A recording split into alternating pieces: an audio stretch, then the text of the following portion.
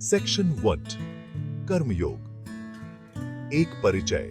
श्रीमद् भगवद गीता हिंदू धर्म का एक पवित्र ग्रंथ है। यह हमें लाइफ जीने का सही तरीका बताता है। गीता में कई योग मार्ग बताए गए हैं, जिनमें से एक है कर्म योग। कर्म योग का अर्थ है कर्मों के माध्यम से मुक्ति पाना। यह अध्याय हमें सिखाता है कि हमें अपना कर्तव्य कैसे निभाना चाहिए। हमें अपने कर्मों से बंधे बिना, फल की इच्छा के बिना कर्म करना चाहिए। यह मार्ग हमें सच्ची शांति और आनंद की ओर ले जाता है। कर्मयोग हमें जीवन के वास्तविक उद्देश्य को समझने में मदद करता है। हमेशा ये पढ़िए। सेक्शन 2 निष्काम कर्म। कर्म का वास्तविक अर्थ। गीता में भगवान श्री कृष्ण अर्जुन को निष्काम कर्म का महत्व समझाते हैं। निष्काम कर्म का अर्थ है फल की चिंता किए बिना कर्म करना। हमें अपना कर्तव्य समझकर उसे पूरी निष्ठा से निभाना चाहिए। फल की इच्छा हमें बंधन में डालती है, जबकि निष्काम कर्म हमें मुक्ति की ओर ले जाता है। यह एक आध्यात्मिक साधना है जो हमें स्वार्थ से ऊपर उठाती है। सेक्शन 3 फल की इच्छा का त्याग। फल की इच्छा मनुष्य का सबसे बड़ा शत्रु है। यह हमें चिंता, भय और दुख से भर देती है। जब हम फल की इच्छा का त्याग करते हैं, तो हम कर्म के बंधन से मुक्त हो जाते हैं। हमारे कर्म हमारे लिए बोझ नहीं रह जाते, बल्कि आनंद का स्रोत बन जाते हैं। यह त्याग हमें मानसिक शांति और आध्यात्मिक उन्नति प्रदान करता है। सेक्शन 4 यज्ञ भावना। समाज के लिए कर्म। गीता में यज्ञ भावना पर भी बहुत जोर दिया गया है। यज्ञ का अर्थ है त्याग और समर्पण।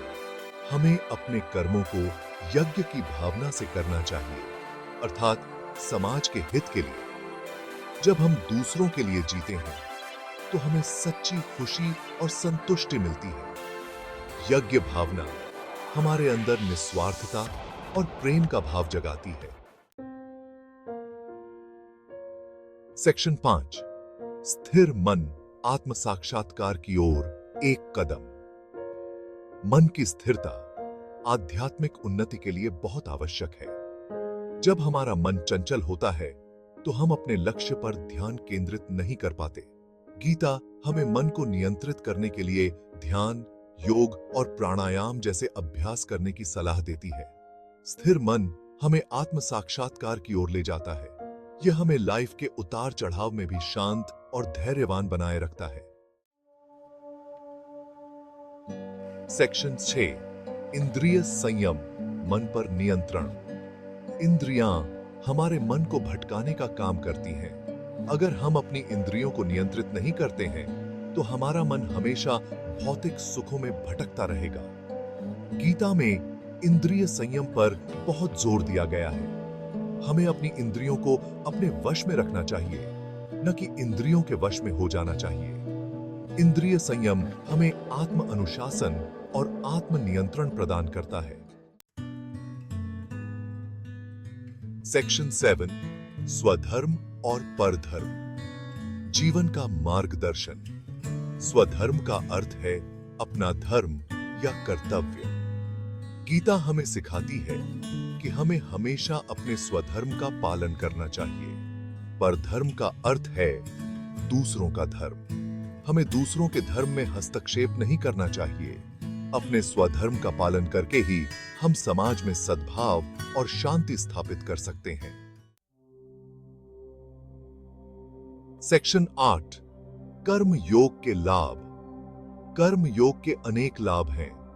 यह हमें मानसिक शांति, आत्मज्ञान और मुक्ति प्रदान करता है। यह हमें कर्म के बंधन से मुक्त करके जीवन को आनंदमय बनाता है। कर्म योग हमें स्वार्थ से ऊपर उठाकर समाज के प्रति हमारा दृष्टिकोण बदल देता है। सेक्शन 9 आधुनिक जीवन में कर्म योग। आज के भागदौड़ भरी जिंदगी में भी कर्म योग का महत्व कम नहीं हुआ है। यह हमें टेंशन और चिंता से मुक्ति दिला सकता है। हमें अपने डेली लाइफ में कर्म योग के सिद्धांतों को अपनाना चाहिए। यह हमें एक सक्सेसफुल और संतुष्ट जीवन जीने में मदद करेगा।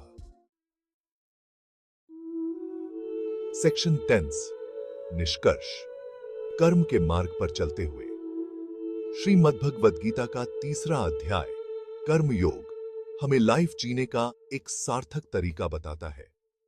यह हमें निष्काम भाव से कर्म करने, यज्ञ भावना से जीने और अपने मन को नियंत्रित करने की प्रेरणा देता है।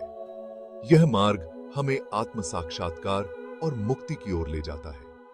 आइए हम सभी कर्म के इस पवित्र मार्ग पर चलें और अपने जीवन को सक्सेसफुल बनाएं।